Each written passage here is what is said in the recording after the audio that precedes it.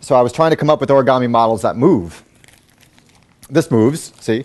Well, actually, all origamis move, right? You can always like throw an origami model, but I meant like kinetic. There are a couple of origami models that hold a special place in my heart in the origami community because they twist around, they move and stuff. So I was trying to come up with things like that.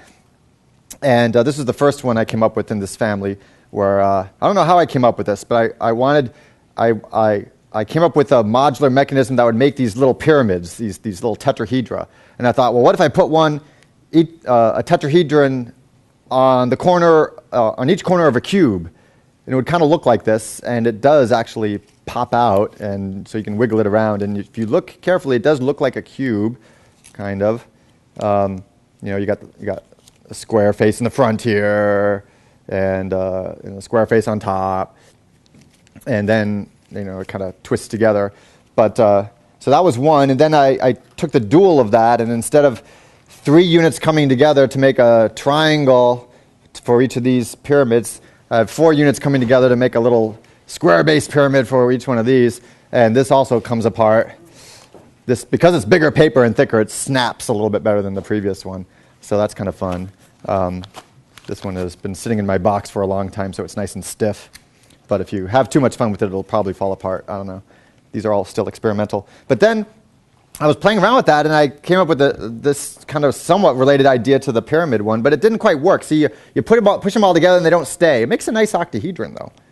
Makes a nice octahedron, but they don't really want to stay. So I thought maybe that was a failure. But then I was playing with it, and I realized, well, if I put it together and hold it like this and then twist it, I get this, which looks kind of cute.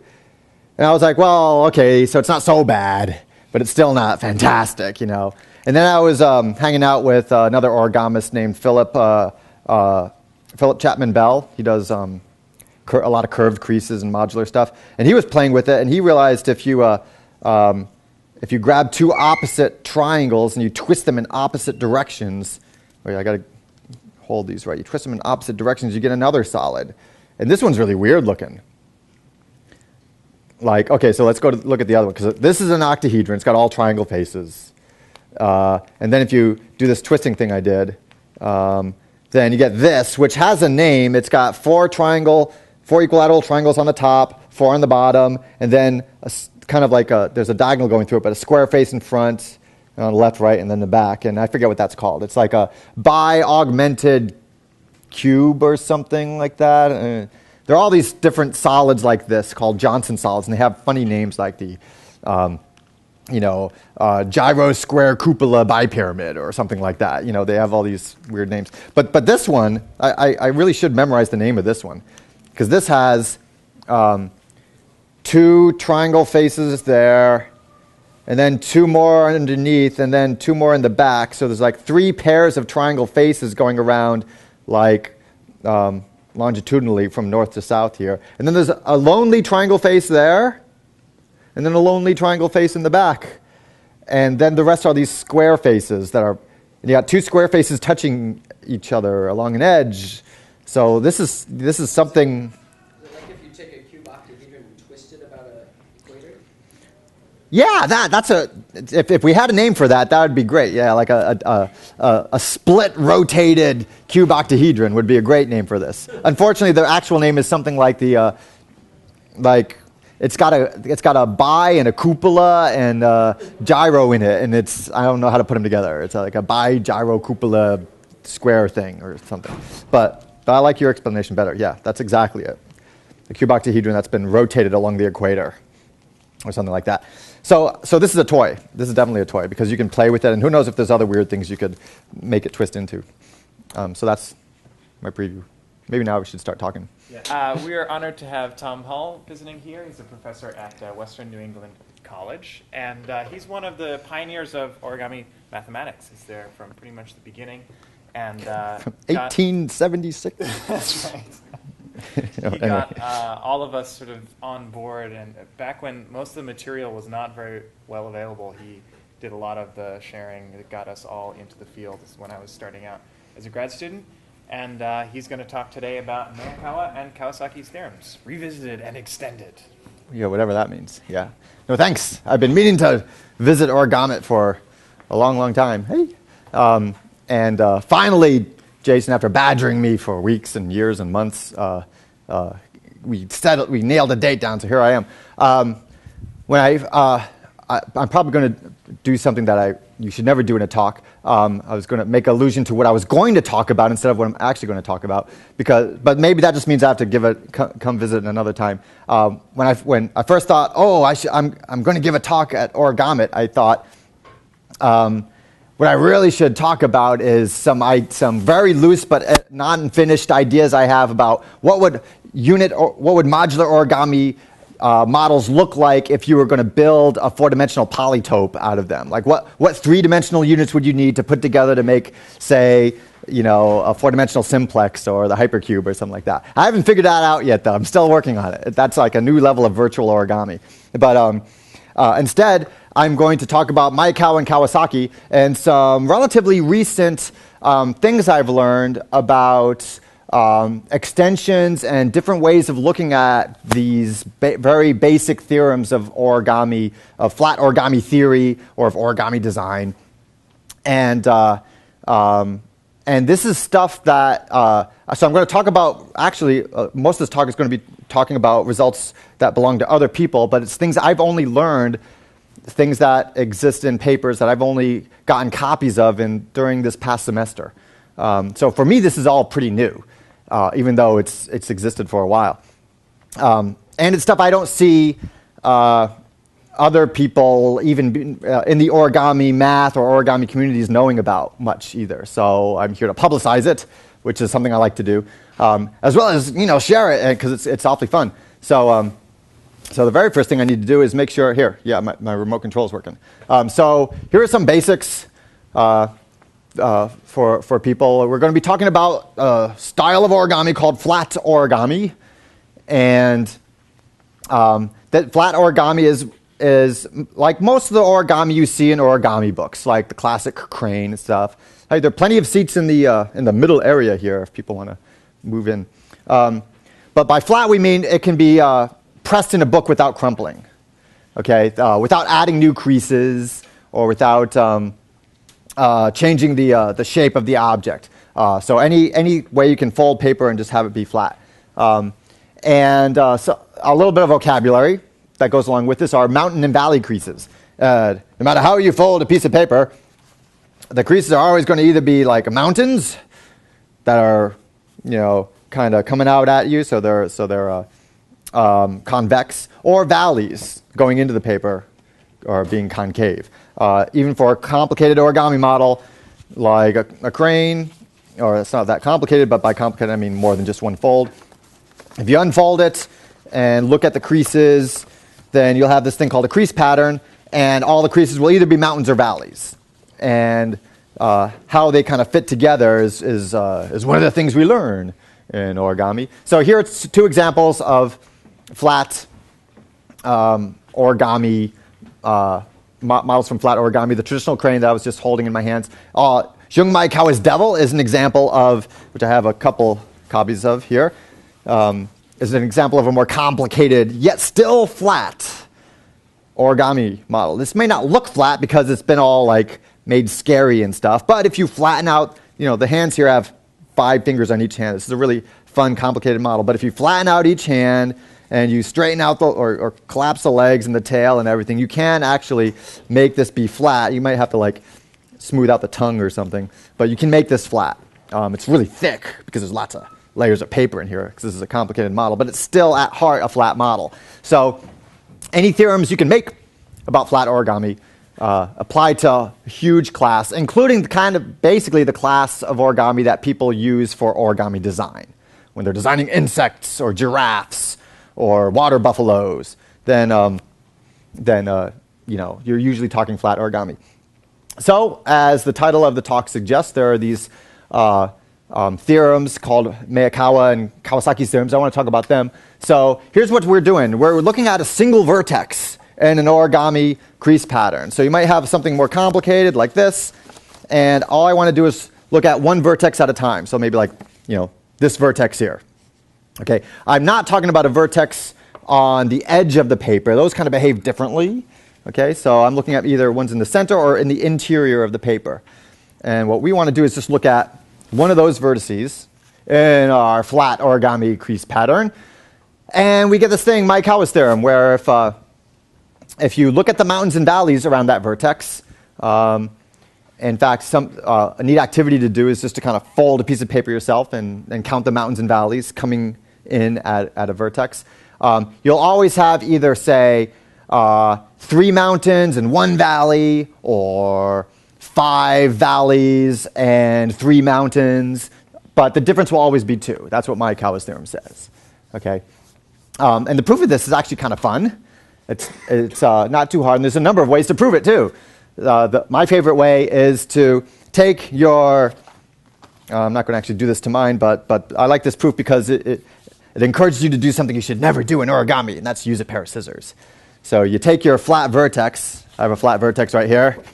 See, it's a vertex, although I've spilled water on it or something. And it folds flat, I think. Wait, I had it fold. Yeah, there we go. Folds flat. And what we do is we cut off the vertex with our pair of scissors. So you cut off the vertex, and what will result is going to be a flat polygon, some polygon in the piece of paper that you'll see, which will be the cross section of the paper after we've cut it. Okay, so I have a picture of this on the next slide. See here, and what we're going to do is what I like to call a proof by monorail.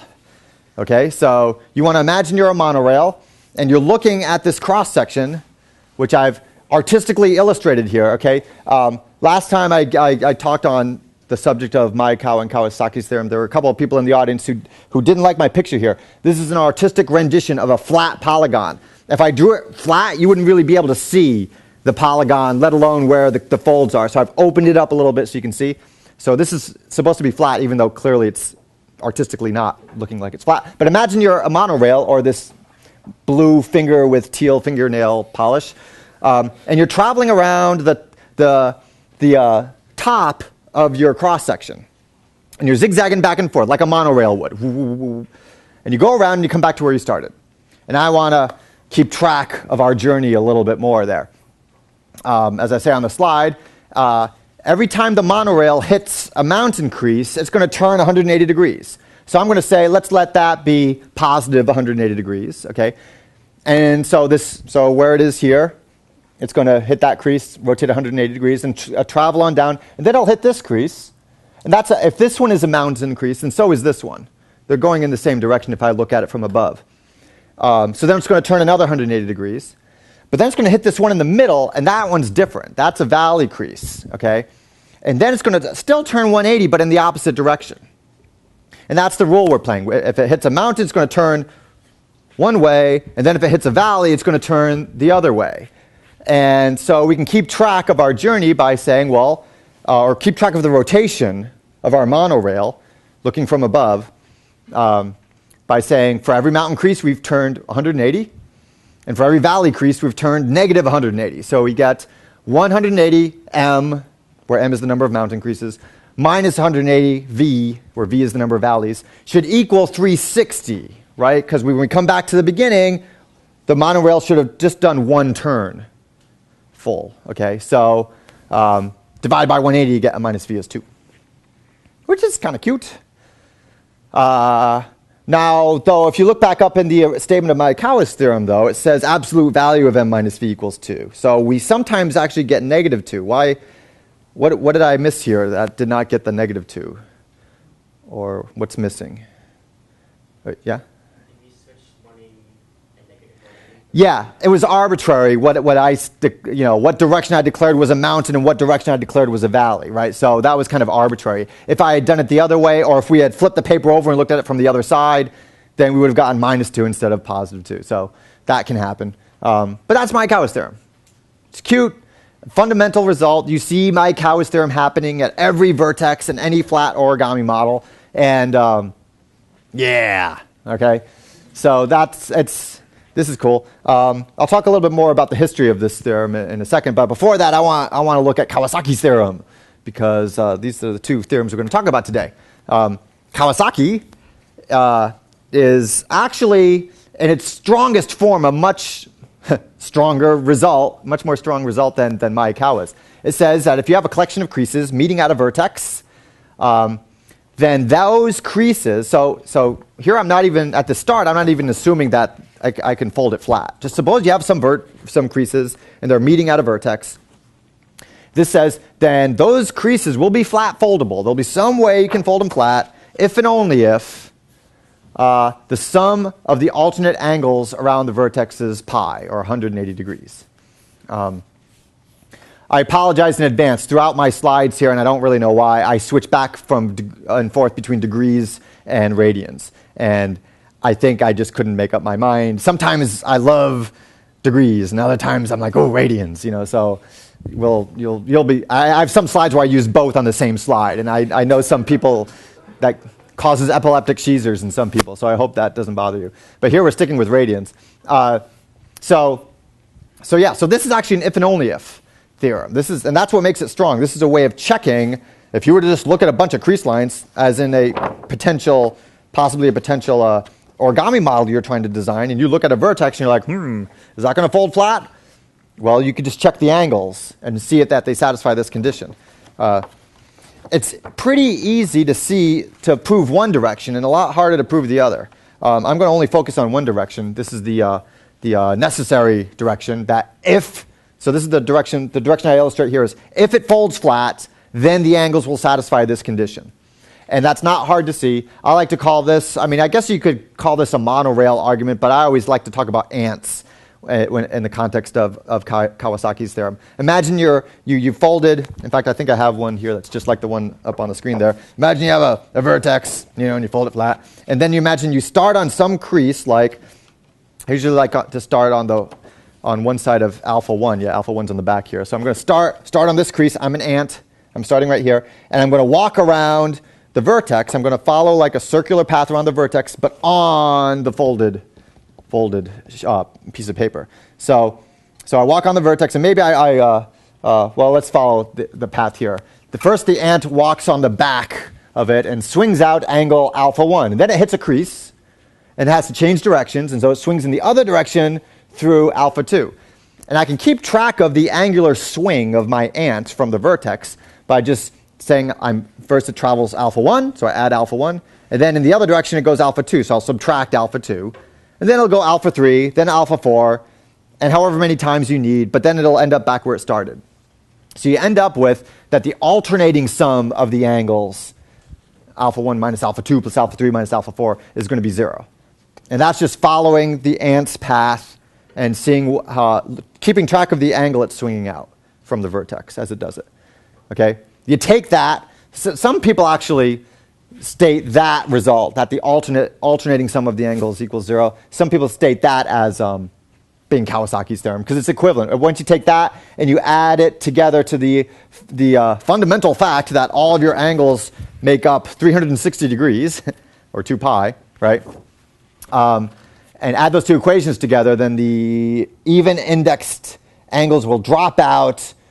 You'll have 2 alpha 1 plus 2 alpha 3 plus 2 alpha 5, etc. will equal 360 degrees, or 2 pi. And then you divide by 2, and you get that the odd indexed angles, every other angle there must add up to pi. Yeah. And then you can, take this and add it together with, the first one and get the other angles have to also add up to pi.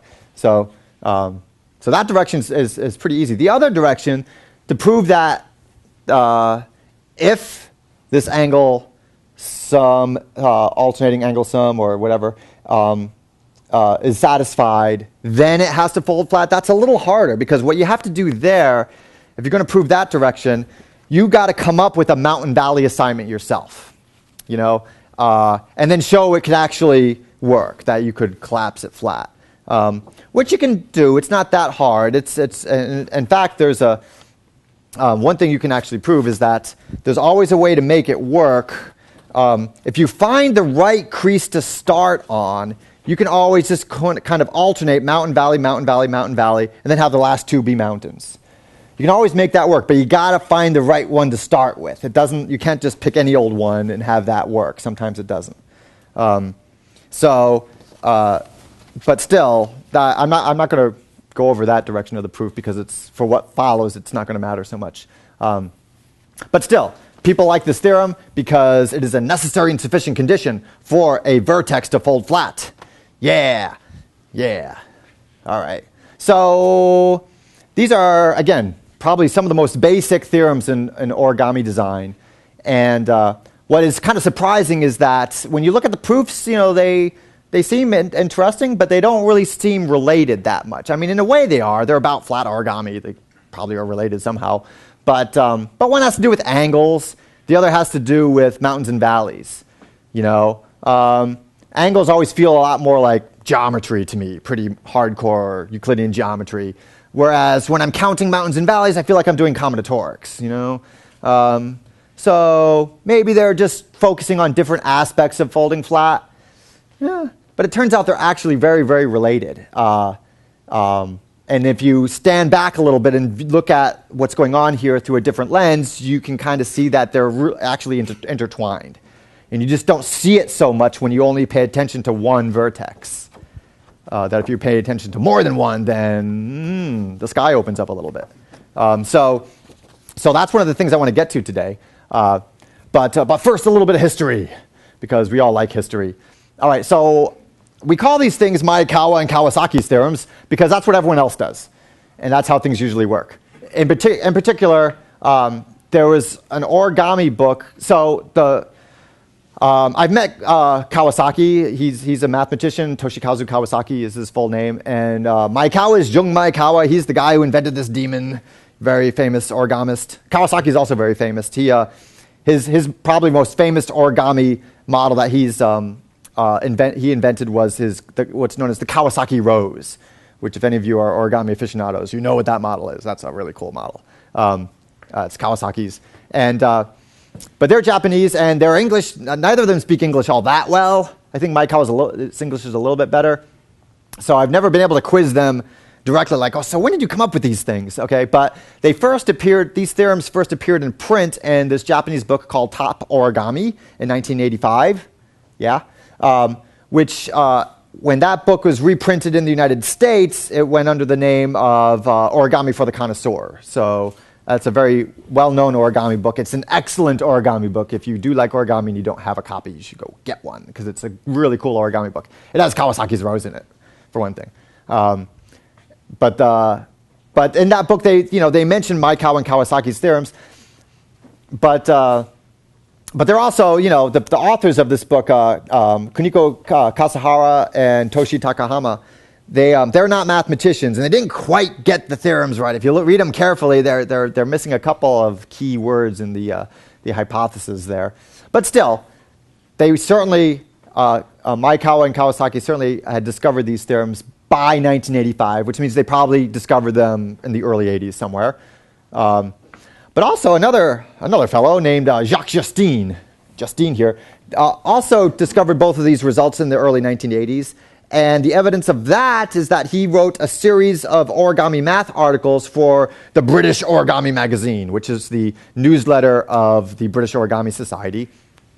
And those are fun little articles he wrote, the last of which he actually talks about these two results. Now, at that point in time, in the mid-'80s, there wasn't a heck of a lot of communication between the Japanese origami communities and the European and American origami communities. There were some people who traveled back and forth, but it's not like today where people send emails to each other every day and stuff like that. It was just, if you were really into origami, then maybe you may have done a sojourn to Japan and met some of the Japanese folders, but not many people did that, okay? So it's very unlikely that Jacques Justine knew about Maekawa and Kawasaki, okay, and vice versa.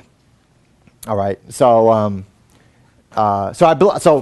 my belief is that they both came up with these independently. Still, there's some other things that are kind of interesting. Kawasaki also, in the 80s, was, he was working on his own education as a mathematician, and he actually wrote some origami math papers around there. And if you look at those, and you look at some of his other writings, I haven't been able to find anything earlier than that origami book reference, the top origami book, but it's not clear at all whether when or how much Kawasaki saw about his theorem, whether he realized it was a necessary and sufficient condition or not. It's just not clear. I'm sure eventually he did, but it's not clear when. The version mentioned in Top Origami only has one direction. And no proof either, I should point out, because it's just an origami book. But still. But when Justine was writing about them, he clearly saw both directions of it. It's a minor point. Who knows? But another thing that's interesting to note is that in the 70s, there were other people who were looking at this kind of stuff.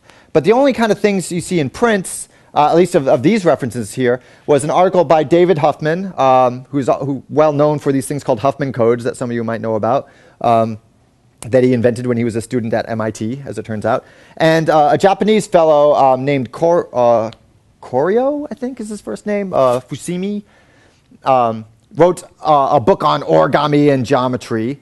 And in that, so in Huffman's paper and Fusimi's book, there's a reference to what happens if you have 4 crease lines meeting at a vertex and how the angles have to add up to, the alternating sum of the angles has to add up to 0. So it's basically Kawasaki's theorem, but only in the degree 4 case. Huffman mentions something like that, and so does Fusimi. And neither of them make any attempts at talking about, as far as we can tell. I say that because Fusimi's book is in Japanese, and I haven't actually read it. But when you look at all the diagrams and from what other people have said about it, I get the impression that he only talks about the degree 4 case and doesn't try to extrapolate. Okay, so that's interesting. But there's something else, I think. Yeah, in 1977, this is kind of a weird side note I can mention about this, but in 1977, there was a British mathematician, although I believe he was actually Scottish, so I'll say a UK mathematician, Stuart Robertson. He wrote a paper that proved the full necessary direction of Kawasaki's theorem, of course, without mentioning Kawasaki, because this is 1977, and actually proved more than that, proved a stronger version that actually holds in higher dimensions, if you can imagine what that might be like. So now, here's the thing. I want to talk about this. This is one of the things I want to talk about because his proof of this is fascinating, and what he actually proves is fascinating too. So here, just to kind of, to do some staring at old papers, here's the first page of his paper. It's called Isometric Folding of Riemannian Manifolds. Yeah. And this is, you can't really see it at the top there, but this is published in the Proceedings of the Royal Society of Edinburgh in 1977. And if you start reading this, it's kind of interesting. He talks about, what happens when we crumple a sheet of paper and do all this stuff to it. But here's the thing. So I want to show you the theorem that focuses on this. Okay, this is the page where. I want to kind of mention something. When I only got a copy of this paper back in September of this year. I knew this paper existed before then, but when I read the abstract of it, I was like, oh, this isn't going to apply. This isn't something that's going to be useful to me as an origami mathematician, and I want to show you why. But looking here, you see, I want to zoom in on this theorem 5 here. Can I zoom in on theorem 5? Zoom in. Yeah, here we go. If you zoom in on theorem 5, part of this looks enticingly like Kawasaki's theorem. But, oh, hi, Janine. But there's other stuff here that looks really weird. Okay, so reading theorem 5, they say, let F be in where both M and N are smooth Riemannian 2 manifolds. Okay, I'm going to try to explain what some of this means. Because we're reading in the middle of a paper here, right? We don't know what any of this is yet. But this is then for each x in sigma of f. Okay, I'll tell you right now, sigma of f is the crease pattern. That's his notation for the crease pattern. Okay, so for each x in sigma of f, I'm reading the second line of theorem 5 here.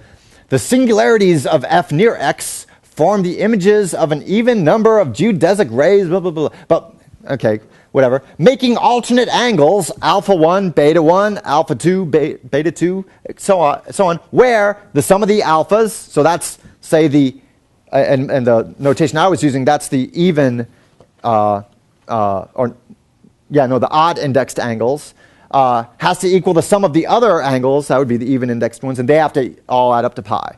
That's basically Kawasaki's theorem, okay? But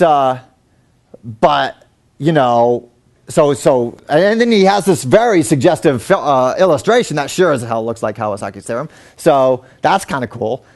If I had actually gotten his paper, I forget when I first heard of Robertson's paper. I think it might have been in like 2000 or 2001 or something. And I want to show you later on what it is I saw that made me convinced that, oh, this doesn't have to do with anything. But if I had actually gotten the paper like I should have, I would have seen this picture and been like, oh my God, look at that. Because that's Kawasaki's theorem right there.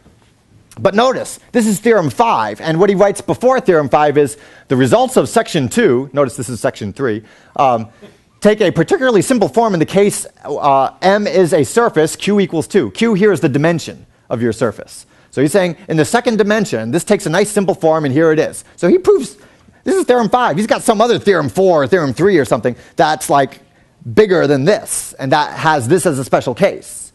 So what's that all about, and what's going on? So I want to spend a little bit of time diving into this with you all, if you'll let me, because we're going to get a little hairy here. Robertson his area of expertise is differential topology. So this is differential topology, is what we're going to start talking about here. Are you ready for that? It's yeah, all right, cool, because it's like well, I mean, I'm not a topologist either myself, right? My background is in graph theory, but I've been learning a lot. So anyway, I'll try to explain what I can about this. So here's what Robertson says. Here's what he tries to prove. He says, let M be a smooth, compact-oriented, n-dimensional manifold without boundary. And now I actually, right here, I can tell you what bothered me when I first heard about this paper, okay? Because, so smooth means C infinity. You can take derivatives infinite number of times. Doesn't matter. We're just smooth, okay? But think about this. M is supposed to be a manifold, and M, in the case of 2 dimensions, M could be our piece of paper. But look at what he's saying here. He wants to start with a smooth, compact, oriented, and manifold, fine, without boundary. Without boundary. My paper has boundary, okay? So I remember reading an abstract of this paper and thinking, oh, he's talking about folding things without boundary? What would a 2-dimensional thing without boundary look like? Can any of you think of a 2-dimensional surface without boundary? A sphere. Okay, so if I wanted to fold spheres, yeah, this might be cool. Back in 2000, 2001, when I first heard about this, I wasn't all that interested in folding spheres. Now I'm a little bit more interested, I have to say, than I used to be. But back then I was like, nah, I think, and that's basically why I never tracked down this paper. That, and it wasn't on the internet. So, that's, but then, what happened this year that made me change my mind was that this guy, Robertson, has had many graduate students over the course of his career. I believe he's retired now, but he's had many graduate students who have tried to write all sorts of papers based on this stuff. And so there's actually quite a few papers that are kind of about origami mathematics, but they all sound rather strange because they're folding manifolds and things. And I remember looking at some of them and being like, what are they doing? It doesn't really seem all that interesting to me. But one of those papers over this past year I was looking more closely at, and they happened to mention something that sounded like Kawasaki's theorem and referenced this paper as, Robertson proved that back then. And I was like, oh, wait, did he actually prove something that I think of as Kawasaki's theorem? So that's what got me to look at this, and I'm glad I did. So anyway, we start with a smooth, compact-oriented, n-dimensional manifold without boundary. And then what are we going to do with it? We're going to map it to itself. Okay, we're going to let F be a mapping from M to itself, be what he calls an isometric folding. And so here's what an isometric folding is by his definition. This mapping is going to be an isometric folding if for any piecewise geodesic curve, okay, so all that means is that geodesic means shortest path, All right. If you have a piece of paper, that means it's going to be a straight line. But if you have a sphere, that's not going to be a geodesic is not going to be a straight line. It's going to be a great circle or something. So he's using geodesic because he doesn't want to just talk about paper. He wants to talk about other surfaces or maybe non-flat surfaces or other things in higher dimensions. So take a piecewise geodesic curve, parameterized with respect to arc length. And if you take any curve like that, then when you take f of it, it also has to be a piecewise geodesic curve parameterized with respect to arc length. He packs all of this stuff into his definition here. What it really means is that this mapping is going to take some surface or space or manifold to itself, and it's going to fold it in the way that makes sense. That is, you're going to fold along something, maybe crease lines or something like that, and in such a way that you're not going to stretch your surface, you're not going to cut it, you're not going to tear it or anything like that. It's just going to fold onto itself. That's what he's trying to capture here. And technically, that's what these words do. Okay. Parameterized with respect to arc length, he mentions that so that guarantees this map is continuous. That actually captures that. So like I said, this implies the map is continuous, but it's not necessarily going to be differentiable. There's nothing in there that gives you that this mapping is going to be smooth. That means it's going to have some set of singular points, singularities, and that's what he calls sigma of f. That's the crease pattern. Okay. In other words, if you just look at something simple like this, here you can think of my manifold if we ignore the without boundary part. If my manifold is just this flat piece of paper, then when I'm folding it to something flat, that's folding it to another flat piece of paper, okay? But the crease lines are places where the mapping is doing something different, and those are going to be singular points. Those are places where technically this map is not differentiable. And so this is a very compact way of describing entirely what the crease pattern might be, which is kind of cool. Gives you a hint that, hey, maybe this thinking of origami this way is actually kind of useful. So what Robertson then does is he proves in an arbitrary dimension that this set of singular values, this crease pattern, is going to be exactly what we think a crease pattern should look like.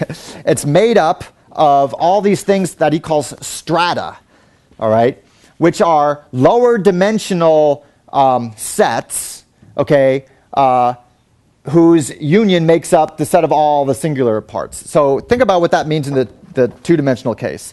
We start with a two-dimensional manifold, and my crease pattern is made up of all these one-dimension lower straight lines, and we also have a zero-dimensional vertex in the middle too. And any crease pattern is going to have that. This crease pattern has all sorts of one-dimensional strata. Okay, you can try to imagine going up one dimension. What if we were trying to fold three-dimensional space? Then what would your strata look like? Well, they'd have to be one dimension lower, so you'd have planes that you were folding through. And all those planes might intersect along lines, which are one-dimensional. And then you might have places where three planes meet to give you vertices. So a crease pattern for folding three-dimensional space would look like some cell complex division of three-dimensional space. You'd have these planes, you'd have planes intersecting along lines and vertices. That's what he's talking about here. He proves that these things have to look like that. They have to be made of these lower dimensional things. That takes a little bit of work, but he does it. And then he does then he gets a little technical. He says each of these strata are isometrically immersed in the image of your manifold. Okay, fine. And where are we going with this? Oh, yeah.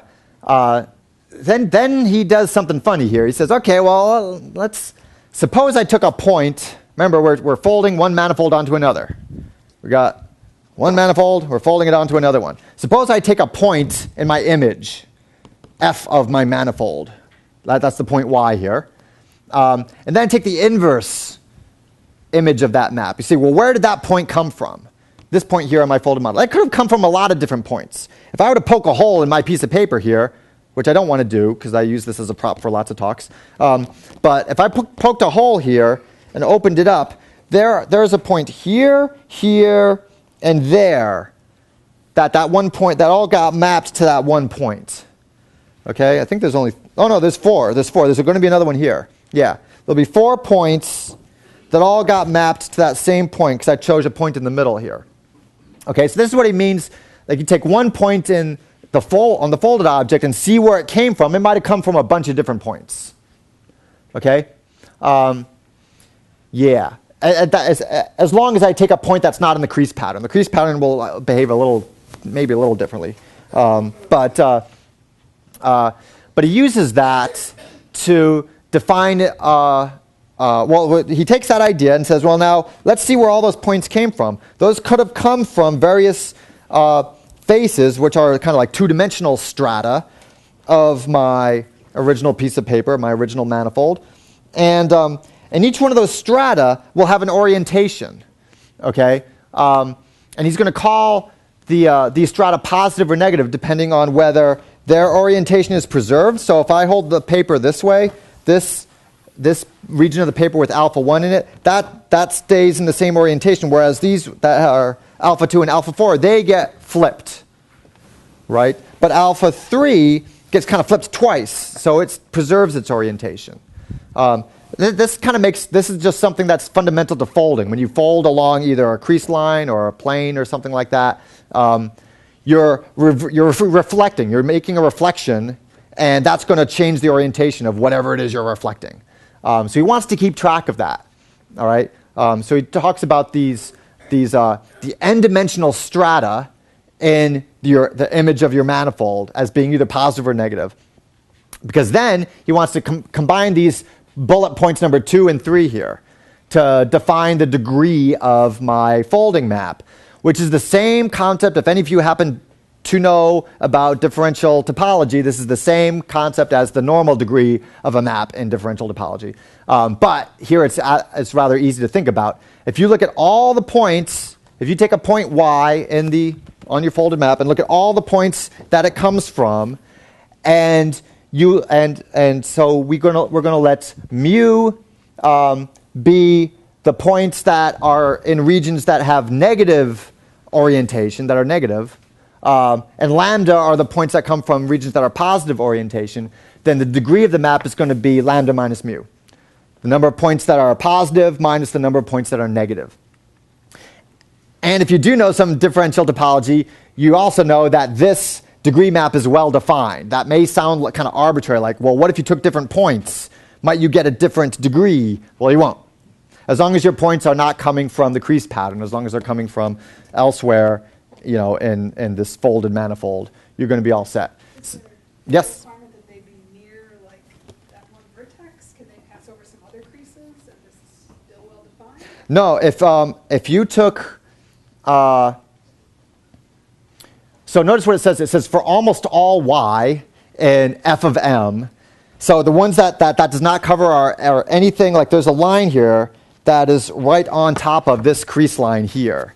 And I'm not allowed to take any of those points as my y's because their image includes points on crease lines. And yeah, the rule will break down for those. So for a set of measure 0, i.e. your crease pattern, no good. Or so far away that you pass over, say, a bunch of other crease lines forming other vertices, doesn't matter? Doesn't matter. As long as you're not taking, as long as your image points don't lie right on any crease lines no matter where they are, you're good. It's basically trying to say, okay, your image, your inverse image comes from points that are in the interiors of faces on your crease pattern. Some of the points go through 4 and some points only go through 2. Yeah, but you'll still get, but the difference between the positive and negatives will always be the same. So like, let's see. So here, in this one, I picked a point here, and I got 4 points. 2 are positive, 2 are negative. I get lambda minus mu is 0. If I pick a point over here, you're right, there's only 2 layers. But still, one's positive, one's negative, becomes 0. And that's true for any infinite paper. Well, no, he's talking compact. So these are bounded. I mean, remember, this is I'm using this as my visual, but this is not what he's talking about. He's talking about compact, oriented manifolds without boundary. So sphere, not the infinite plane. The infinite plane is not compact, so he's not talking about that. He's talking about a sphere. Maybe he's talking about a torus, a donut, surface of a donut. What about a piece of paper that's doubly covered, and that would be topologically a sphere? It's infinitely differentiable. I'm not sure what you mean by, yeah, I don't think that's a piece of paper that's doubly covered. No, I don't think so. Yeah, it's not a sphere. Oh. No, that might be okay, because that's basically, that's homomorphic to a sphere, then you're good. But the boundary is non-differentiable, so. I don't think he's, oh no, yeah, it's got to be C infinity. Sorry. Yep, it's got to be C infinity, so you're not allowed to have that, yeah. Any other questions from the gallery? Well, this positive-negative relation is similar to, I guess, two-colorability. Yes. Right? Yes. Yeah, exactly. The orientation gives you a two-colorability thing. And yeah, that's actually what I illustrated. I don't know if you saw it, but when I unfolded the crane here, this illustrates that all flat origami models are two-face colorable, which makes a whole lot of sense if you just fold it and say, oh, look, everything facing one direction I color blue, and everything facing the other direction I color, well, the blue that was already there on the paper, which is a different blue. And so you got two directions. Since it's flat, there's two directions each face can point, and wherever there's a crease line, it'll be forcing two regions of the crease pattern to point in different directions, so that'll give you a valid two coloring. That same concept is at play here, although he doesn't highlight it or draw attention to it. But it's there in the positive negative stratum business. And that generalizes, which we will see. Okay? So this is all prep work. Notice the slide still says, what does Robertson prove? We haven't gotten there yet. We haven't talked about what he really proved, like what's Robertson's theorem here, the analog to Kawasaki's theorem. So we're about to get to that. So let's see if we can make sense of that. Okay, so now he defines a bunch of different volumes. Of course, these are n-dimensional volumes, but think volume in the appropriate dimension, or whatever. Okay, so we're still working with our n-manifold M, and we define, okay, V is going to be the volume of M. Okay, so, but the n-dimensional volume. So if my manifold is a sphere, that's a two manifold. The surface is two-dimensional. So there we'd be talking about area. Okay? And if there was a sphere of radius 1, the surface area would be 4 pi. We'd have capital V here was 4 pi. All right. If we're talking about a three-manifold, then the volume would be actual volume. It would be whatever. Anyway. And then V plus is going to be the volume of our positive strata. Okay, so those are the parts of our crease pattern that when I fold them, they do not change orientation. They don't flip. They don't reverse. That's V plus. Measure the volume of all those. And V minus is all the negative strata.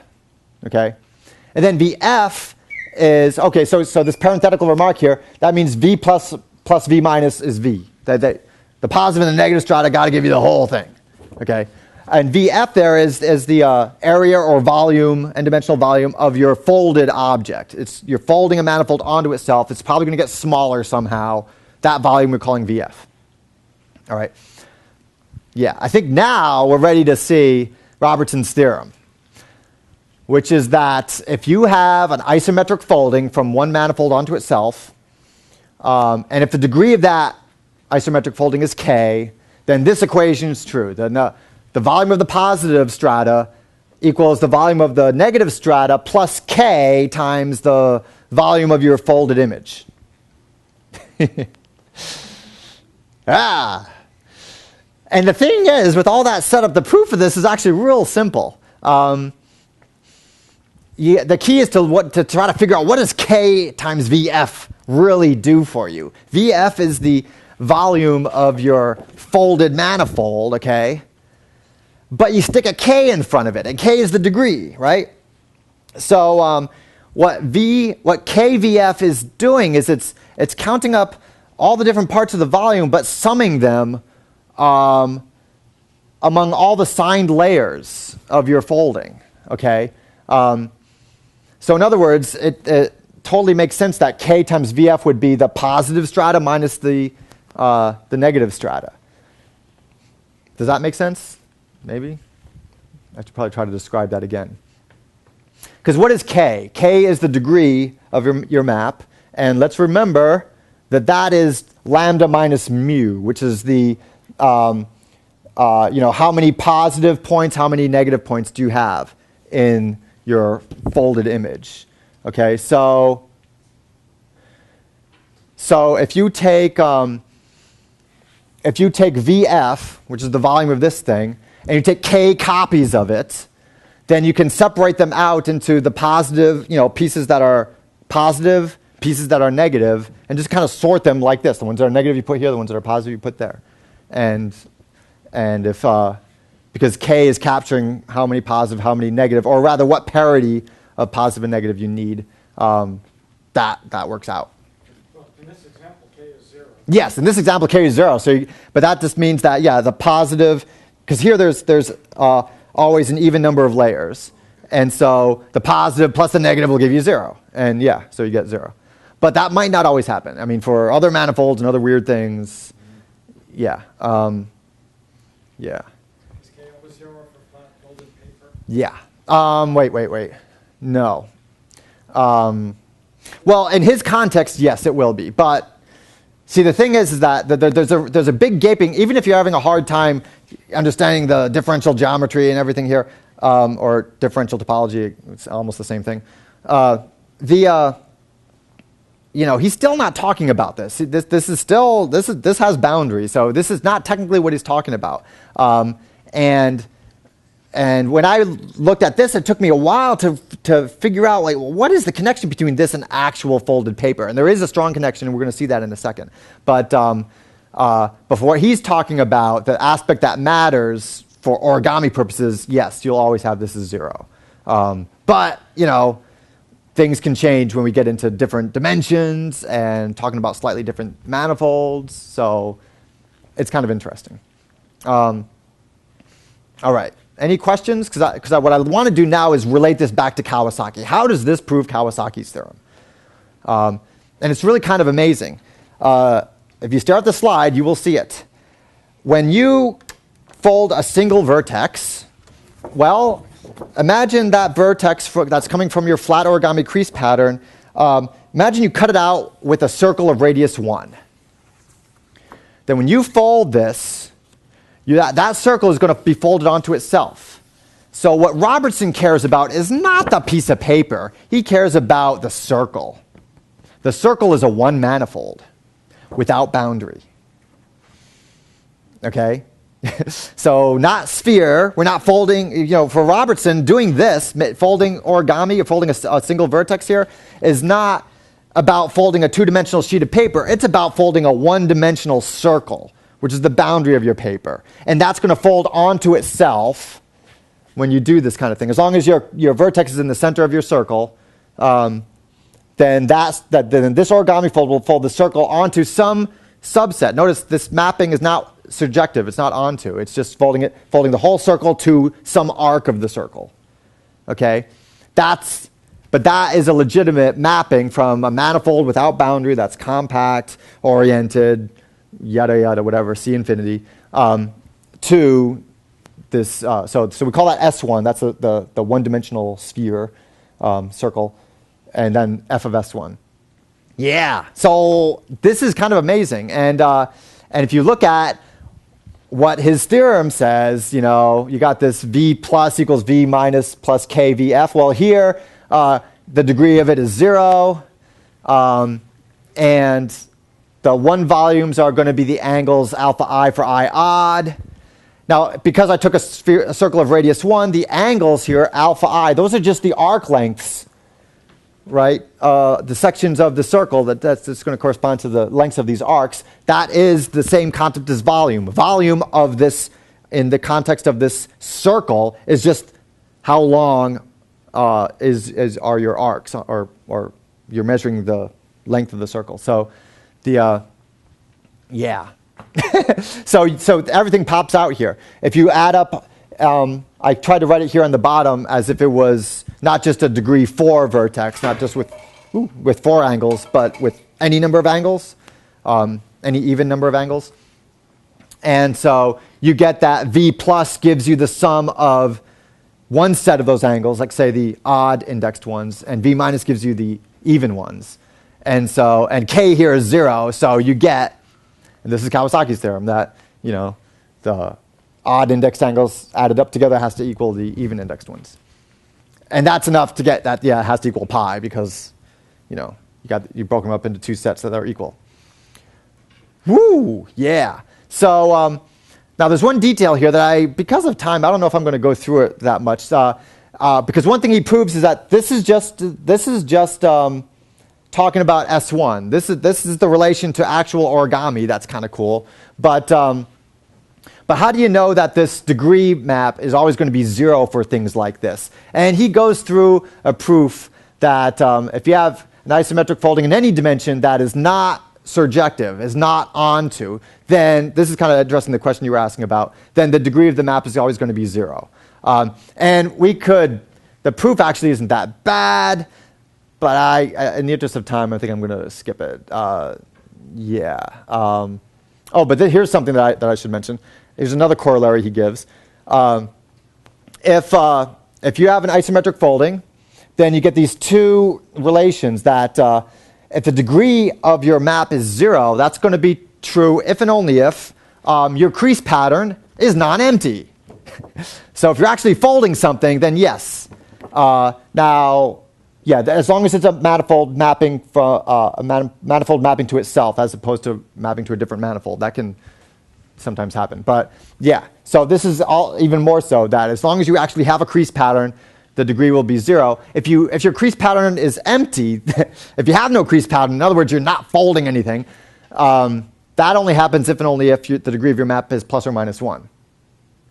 And we proved this. I think I'm gonna skip the proof because this just gets kind of technical. I mean, it's nice. It isn't so bad, but it uses that surjectivity result that was on the previous slide. But what I would like to do, though, is move beyond this a little bit because so what do we have here? We have that, oh wow, in 1977, this guy, this Scottish guy, Stuart Robertson, actually proved Kawasaki's theorem, and no one in the origami community knew about this, but that's not too surprising, I guess. This guy was a mathematician. He wasn't hanging around with origami people, I think. Although at the beginning of his paper, he clearly says that this is motivated from paper folding. He was crumpling and playing with pieces of paper, and that's how he got to this stuff. But what's kind of what piques my interest as a mathematician is his theorem is about arbitrary dimensions. So what else does it tell us? So let's imagine now that we're folding three-dimensional space. Yeah, and this is what a fold in three-dimensional space might look like, maybe. We've got three-dimensional space here, and along each of these planes, we're going to fold. And folding means reflecting. Okay, so wherever there's a plane, you're going to reflect what's on one side of that plane to the other side. And you want to do all these things at the same time. And it'll take three-dimensional space or a chunk of three-dimensional space and fold it into a smaller chunk of three-dimensional space. And presumably, this crease pattern might actually work like that. But here, folding flat means that that it's not, the same rules are going to apply. That by doing this reflection, it's not going to force space to tear. There's not going to be a gap somewhere, and we're still doing all these reflections, which means that it's a piecewise isometry and all this kind of stuff. Okay, so it's kind of hard to get your mind around this, but still, this is what's going on. So if I wanted to apply Robertson's theorem to this, I would have to do the three-dimensional analog to what we did to 2 dimensions here. I want to focus on one vertex of this crease pattern, and instead of drawing a circle around it, I want to draw a sphere around it. And then that sphere is going to be my manifold that I'm mapping to itself. Okay, so here I've isolated one of the vertices. I dug out a piece of online software called Spherical Easel, which allows you to draw cool pictures on a sphere, which is what I did here. So here I basically reproduce, I tried to draw what this if I put that vertex where all those planes are meeting in the center of a sphere and saw where those planes intersected on the sphere, I'd get a picture like this, okay? And now that's S2, two-dimensional sphere, and I want to fold along. So now I can kind of think of, well, what's happening all along the sphere? I want to fold along these great circle arcs to fold the sphere onto itself. Now I don't have a picture of that, of course, because spherical easel wouldn't do that for you, and it's kind of hard to see. But what does Robertson's theorem say about this? So here's that crease pattern on the sphere. I'm folding the sphere in the same way that I was folding this circle. That was the boundary of my vertex here. That circle got folded onto itself. If I actually fold this sphere, it'll fold up the sphere into a smaller chunk of a sphere, a part of the surface of a sphere. Okay, but what does Robertson's theorem say about this? It says, well, here I've rearranged it a little bit. I put V plus and V minus on the same side. So I got V plus minus V minus is going to equal K times VF. But remember, that's 0 because K is going to be 0 here. And here, these volumes are areas of spherical polygons. So that tells me that if I were to look at the spherical, so this is an example of a flat spherical fold. If I did want to fold a sphere, this is what a crease pattern on the sphere might look like. And what's interesting is that if you look at the vertices, the vertices do look like normal things like this. You know, they're going to follow the same kind of rules that we see on paper, only the crease lines are no longer straight lines. They're arcs on a sphere. But what this is telling us is that if I were to two-color these regions on the sphere in the same way that I can two-color the faces of a crease pattern, okay, and if I color those, say, with colors black and white, then if I add up the areas of the black regions and then add up the areas of the white regions, I'll get the same thing. And those regions added together would give me the whole sphere, which if this was a sphere of radius 1 would be 4 pi, so these sums will be equal to 2 pi. This is like a Kawasaki's theorem for spherical foldings.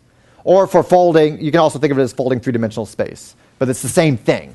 That's the thing that's kind of amazing about this, is that you immediately got this connection between folding one vertex of a flat piece of paper is equivalent to folding a circle onto itself. Or folding one vertex of three-dimensional space is equivalent to folding a sphere onto itself. There's this kind of like one-dimensional carryover that you can make when you're talking about just a single vertex folding up. And that's kind of cool. That's something that, well, origami people haven't been talking about folding spheres that much. So maybe it's not surprising that the origami community hasn't reproduced this result as well. But there it is. And you can keep going in higher dimensions, but I don't think I want to do that. Okay? So I don't want to go that much longer, but I do want to tell you about one other result. Oh, wait, questions? Yes? How do we know how to tell if that folding is flat? Good question. It only equals 2 pi if it's flat, right? What'd you say? Like that will only equal 2 pi, those things being equal. Yeah, if it's a flat spherical fold, yeah, exactly. That is kind of hard to say. There's a couple of ways to talk about this. And actually, maybe I should mention this, is that Robertson isn't the only one to talk about three-dimensional foldings like that. I mean, he doesn't have any pictures like that in his paper. But he's talking about things in n dimensions, and that includes things like this. So you got to give him credit for it. But Kawasaki also did write a bit about what three-dimensional foldings would be like. In fact, maybe I should show you this. I anticipated questions like that. So, ooh, wow, look at that. So I actually have here, can I show this to you all? Yes. Here is a paper by Toshikazu Kawasaki. It's in Japanese. Sometime during the early 1990s, I wrote to Kawasaki and was like, hey, you do origami math, I do origami math, let's be friends. And he sent me a bunch, he sent me like 5 or 6 preprints of things he had written, but they were in Japanese, these Japanese math papers. And I thought that was really cool, but I've held on to them over the years. haven't done too much with them, although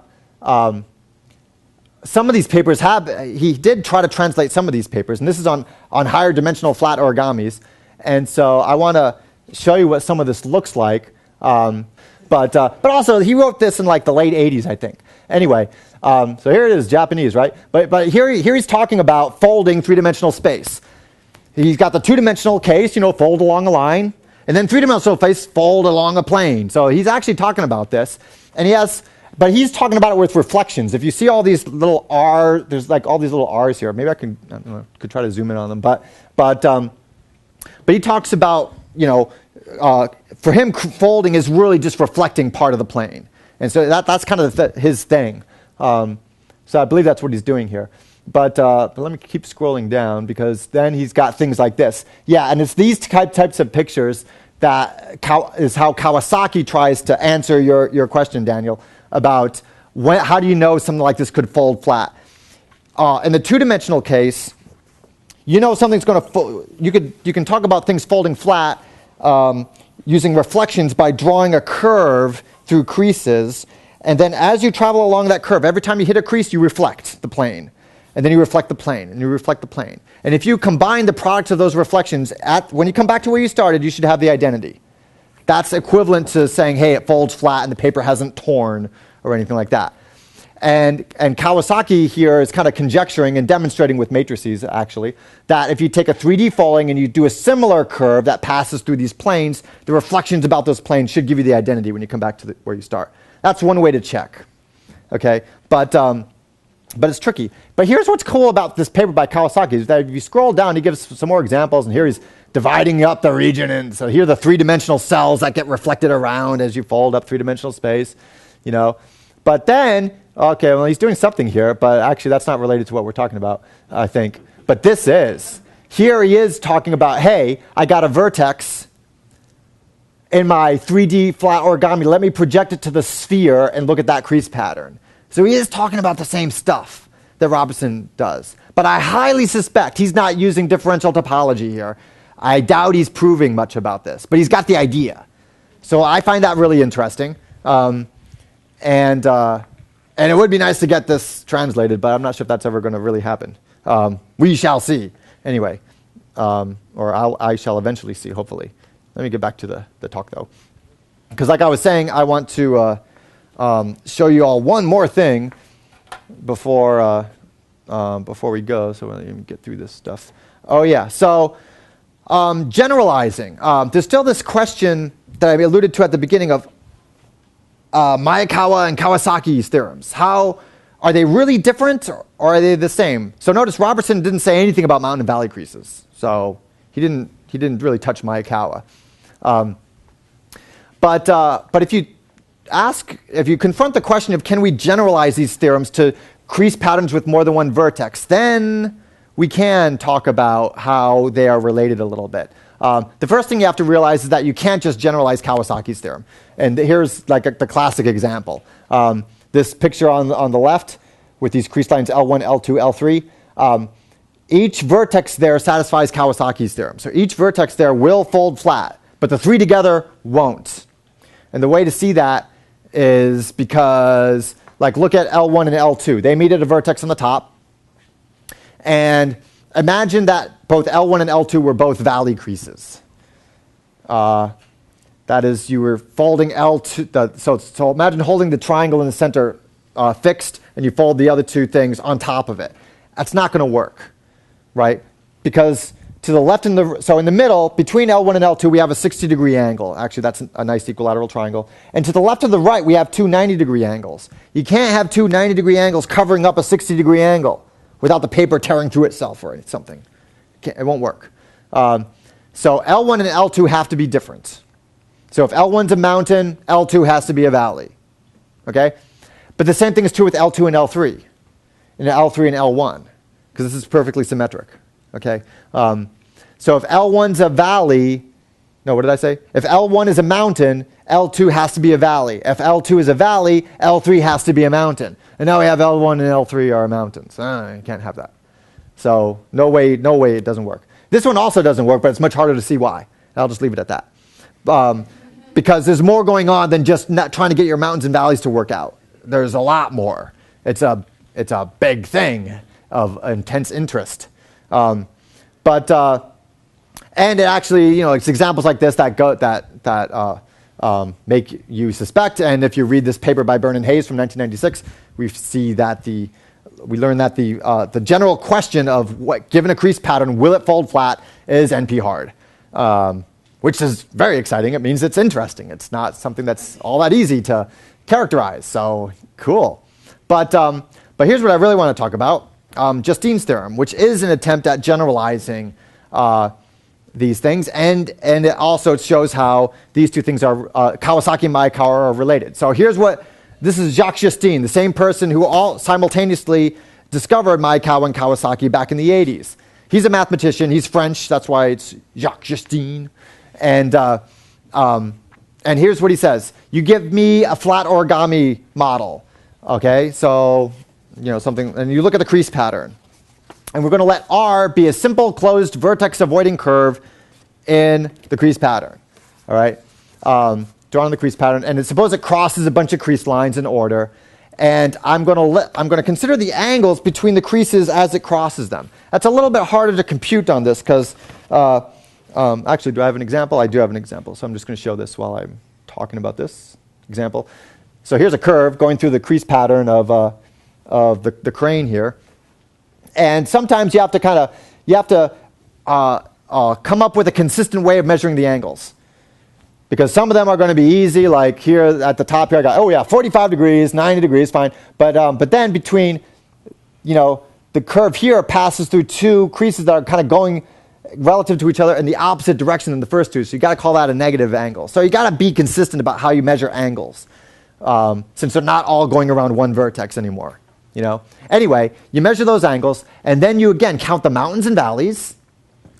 And then what Jacques Justine says is that if we look at the sum of the odd indexed angles, add them up, and then look at the even indexed angles, add them up, we're going to get m minus v over 2 times pi, mod 2 pi. All right? So it looks kind of like Maekawa's theorem. Got an m minus v in there. Looks a lot like Kawasaki's theorem, but all of a sudden you got a mod 2 pi in there too. And you're like, where'd that come from? Yeah. So let's just see this in action a little bit. We got this flapping bird. I drew a curve here. If you add up, let's see, what do I want to add up? If I add up the ones I put in black here, I got 45 minus 22.5 minus 22.5, so that gives me 0. Plus 45 plus 135 gives me 180, or pi. So here, if I add up every other, so these are like the alpha 1 plus alpha 3s, the odd index ones, I'll get pi. I didn't draw the mountains and valleys on this, but this is a very classic origami model. We could go around and actually measure these on my folded model here, but you get that we have 8 mountains and 2 valleys as we go around this curve. So m minus v here is 6, very, very different than the single vertex case, right? But still, if we put 6 in for m minus v, we got 6 over 2 is 3, right? That's going to be, so we get 3 pi mod, we'll get 3, mod 2, that's 1. So yeah, we get pi there, like we did when we computed the angles. So with examples like that, you can kind of see, hey, this seems to be working. But where does this come from? It's not too bad. If you look at lots of examples, you can kind of see where this is coming from. Let me give you another example. This is a very simple origami fold. Here it is. It's very boring. It doesn't fold into much of anything. When you fold this, you get, let's see, if I fold it the way I have it there, fold it like this, you get a square. Wow. Okay, so that's what this fold looks like. Here, my curve that I drew crosses nothing but mountains. So this has, the only valley here is in this one in the middle. Everything else is a mountain when I fold it like this. So all I'm doing is crossing mountain creases. Now, to see what's going on here, what you want to do is you draw your curve and you want to see what does the curve look like after I've folded the paper. And if all I do is draw the curve that way, I get something weird like that. Now, the point I want to make about this is what's going on with that? At heart, what it's doing is, we're starting somewhere we start somewhere on the paper, on here, and we're going around, and in the unfolded paper, we're going around 360 degrees, but when it's folded, we're doing something like this. We're going around maybe a bunch of times. If we were to, again, like pretend we're a monorail or something and travel around here, we might be spinning around a lot, okay?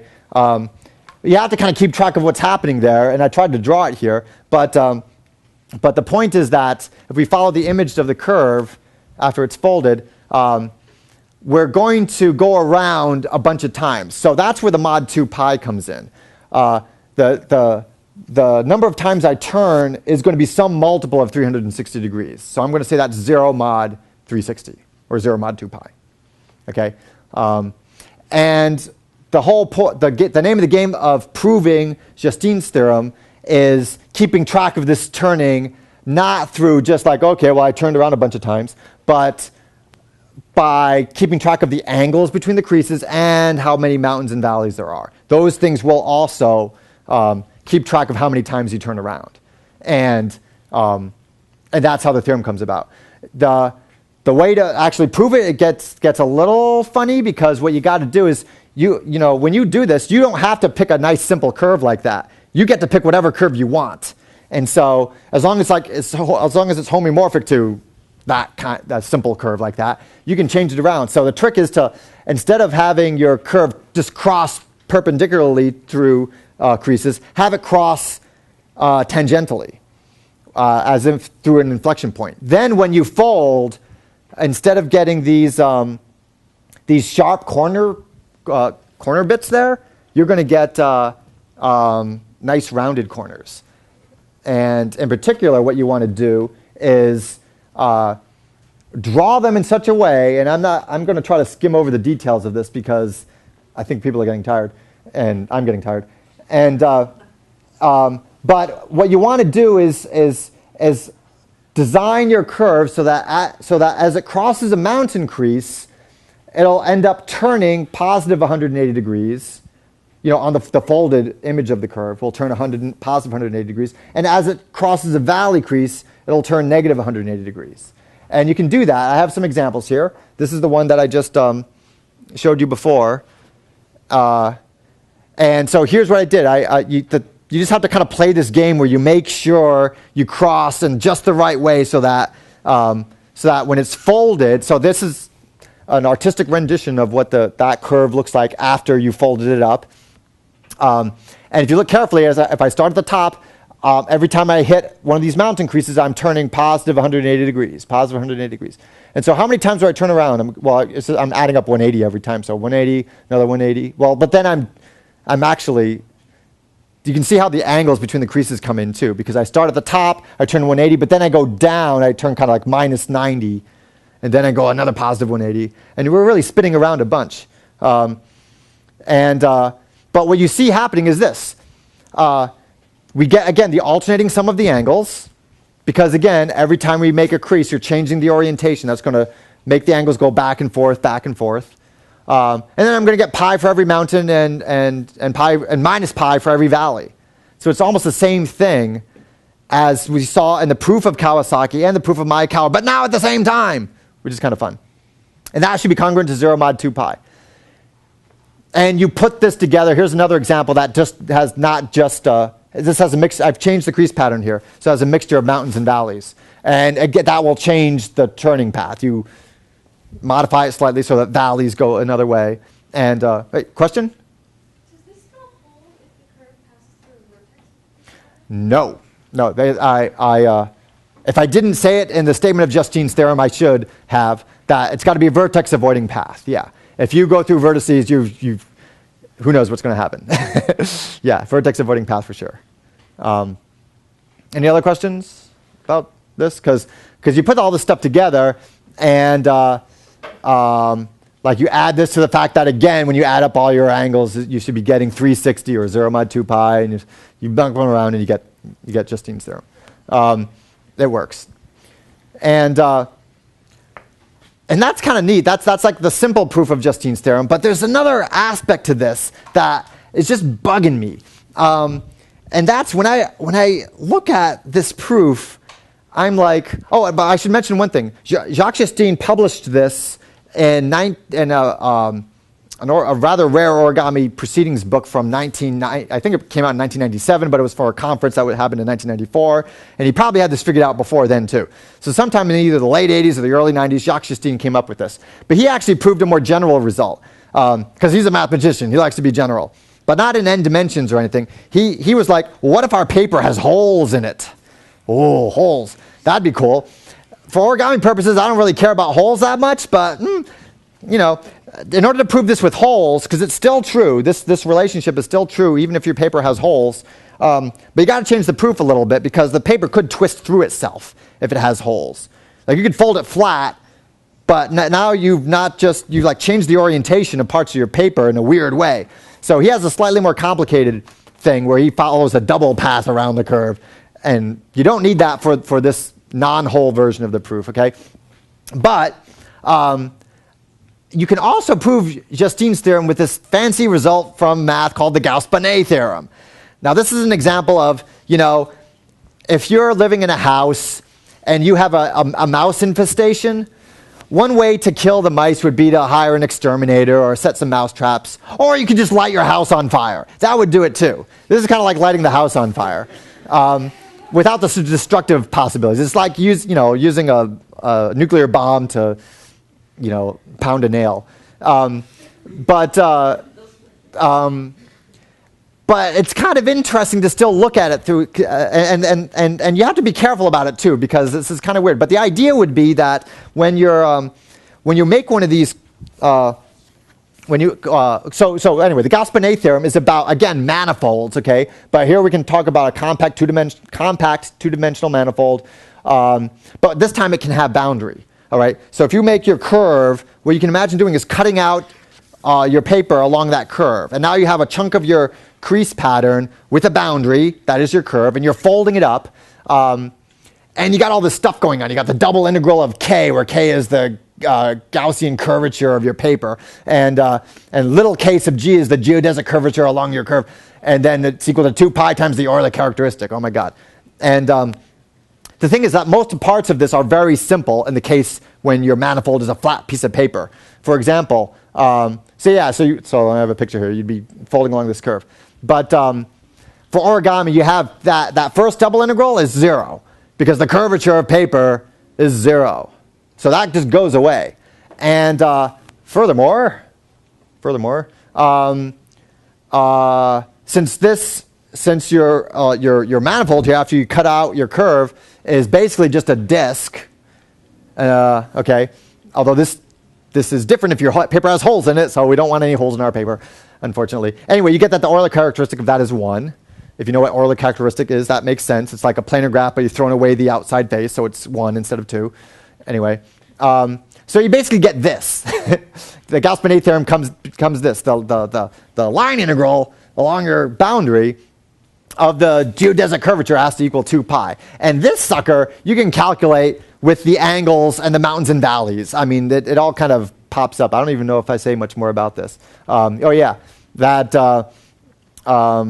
That where between creases, you're going to get that the curvature is going to change by the same amount of the angle between those two creases, depending on what direction you're going in. And mountains and valleys are going to be pi or minus pi. It all just kind of works out. All right. But I mention this just because I think this is a neat way to look at these kind of things. And this might actually be a better way of thinking about things like Justine's theorems if we're going to look at different surfaces, not just flat pieces of paper. I think there's some potential there. Anyway, finally, I have some interesting pictures to show that I think might wake you up a little bit. This is just a weird idea I've been having lately. And I'm not even sure how I think I'm being a little brave sharing this because this might all be wrong for all I know. But you may have heard of origami tessellations. These are really cool origami models where your crease pattern is a tiling of the plane or some pattern of creases like this that looks nice. And when you fold it, you also get something that has similar symmetries. They're kind of hard to fold, but they're cool. One thing I've been wondering is, especially when thinking about all this stuff, is can I make an origami tessellation on a sphere? For a sphere. Like, it might look like this, you know? can we make an origami tessellation on a sphere? And it's interesting. And the thing is that this is a lie, okay? That does not actually fold up. Not like I can make one. I don't have spherical paper. So I haven't been able to physically do this, but I just drew this, again, on spherical easel. Here the black lines are supposed to be my crease pattern, and these are nice triangle twists. They're things that do, on the plane, tessellate. But you can't get the angles right on the sphere. You just can't. The Yeah? triangle has positive curvature, so because the triangle is curved, it can't be folded. No, you can. Well, that's like you can fold along these things. So when folding on a sphere is like imagine something more simple. Like suppose you have a sphere, you can fold along the equator, and that would just take the top half of the sphere and invert it into the bottom half. So that will work. And you can do things like triangles. You can actually fold parts of this okay, but putting it all together actually just doesn't work. And there's a couple of ways to see this. Like one vertex of this I could make fold flat, but it's the combination of them all. And I know this doesn't work because when I made this on spherical easel, I was not able to get all the angles to work out right. Each vertex there, it may look okay just looking at this, but believe me, that there are angles that are bad here that won't fold flat. And by flat, I mean on the sphere. There's several ways to look at this as to see why this is actually impossible. And one way is to use the Robertson stuff and say that, well, if I do have a fold going from the sphere to itself, okay, this is going to be an isometric folding, then it would be a surjection. I'd be mapping the sphere to itself. I'm not folding it inside. I'm just like instead of taking the plane, flat origami tessellation, we fold the plane to itself. Here we'd be folding the sphere to itself. So that it's a surjection. That means the degree of the map has to be plus or minus 1, and that means the crease pattern's empty. I mean, Robertson's results just kind of throw that out at you and say, hey, it's impossible. What are you doing? But that's if you're folding the sphere to a sphere of the same radius. Okay, so I was like, oh, well, what if of course I can't do that. If I was going to do an origami tessellation on a sphere, I'd have to get smaller. But that's impossible too. And the reason for that is you can't take a polygon. If I was to, let me go back here for a second. If this did work, suppose this worked, it would fold this sphere onto a smaller sphere. Well, right there I have or here or anywhere, like here I have a triangle. I have a nice spherical triangle. I can't put that triangle onto a smaller sphere and have the sides of the triangle still be geodesics. You can't do that. And one way to see that is if you know the formula for the area of a spherical triangle, it just uses the angles and the radius of the sphere. And if you change the radius of the sphere, that's going to change the area of that triangle. If I could fold this onto a smaller sphere, that triangle is not going to suddenly decrease in area. It's going to be the same triangle, just mapped onto a smaller sphere, and you can't just lose area like that. So that's what I try to say here, that your polygons won't be preserved. They will no longer be technically spherical polygons. So that's impossible. So then the next thing I was thinking was, well, okay, what if I took, instead of, maybe I just can't fold the whole sphere. Maybe I can fold part of a sphere, like a hemisphere. Maybe I can take a hemisphere and fold that along an origami tessellation into a smaller hemisphere. But then I was thinking, I'm talking crazy. Because any such crease pattern if it was still going to be an origami tessellation, you should be able to tile it on the sphere. And if the piece of it folded, then the whole sphere should fold, and that doesn't seem to work. But that's not a rigorous argument at all. And I've actually tried doing this. Like here's a hemisphere, and this actually does fold, but it doesn't have the symmetries that you would expect to have in an origami tessellation. Here, each vertex is okay. They fold up, and it folds into some weird thing that I can only imagine.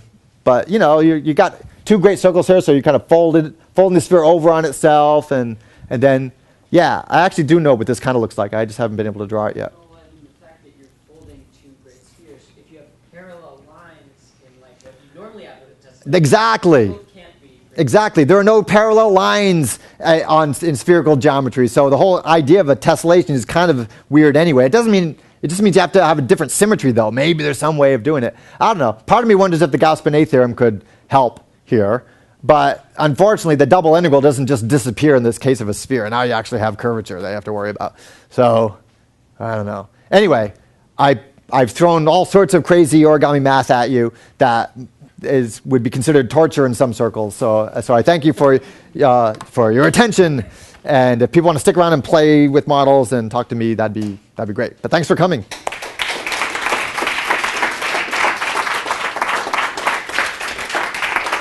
Great.